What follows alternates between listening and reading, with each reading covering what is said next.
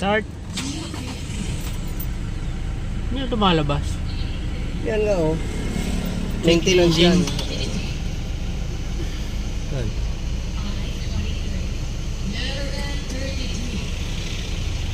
Check engine, visit your dealer. So, ini-scan. Ito yung lumabas. Pare-parehas eh. Pending system voltage. Kaya Pending current history. Sige, sige.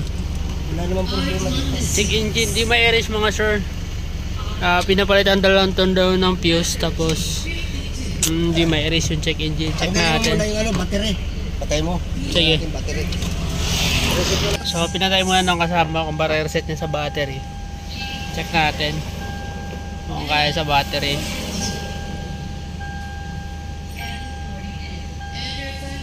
Yan, tinanggal niya yung battery. Yung negative. Tanggalin yung positive.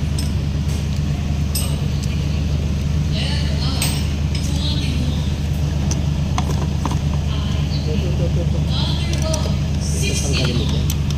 Para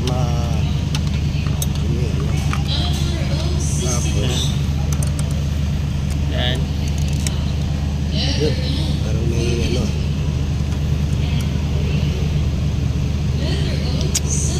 Reset natin sa battery mga sir. Tapos break na rin natin.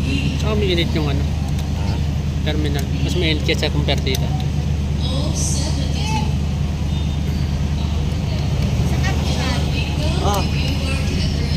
Mandal.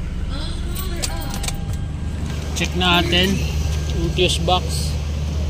Fuse kasi binabasa na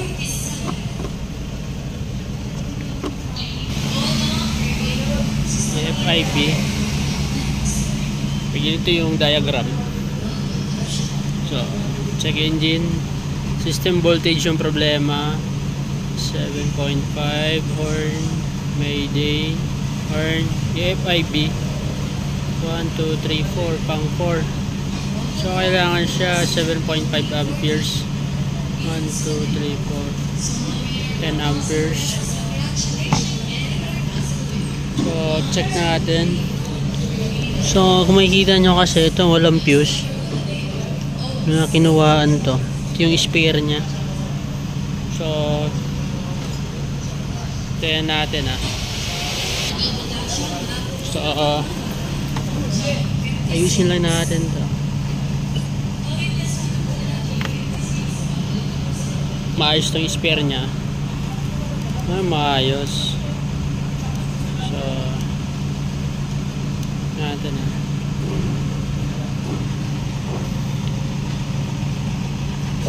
lagay natin dito sa FIB kasi walang fuse so iilaw talaga. Di ko alam kung yung nagpalit ng fuse kumuha dito, di ko sure, pero dapat meron tong fuse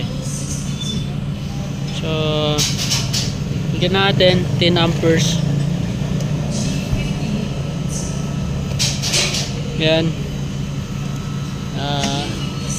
Tapos after that erase natin yung code.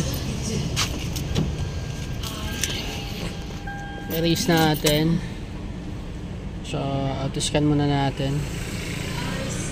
Yan, pass no fault na siya. So dito kasi pass no fault. So try natin i-start. Yun! Yan mga sir, yun lang pala yung problema, tinanggalan ng isang fuse. Dapat kasi kumukuha tayo ng fuse sa mismong ano lang mga sir, sa spare. Kasi hindi natin pwede, kahit yung nakalagay kasi mga fuse dun, may mga purpose yun lahat. Hindi natin pwede basta-basta tayo kumuha dun. So kailangan kasi may fuse na laman yun. So goods na, okay na. May ginalaw dito sir, no?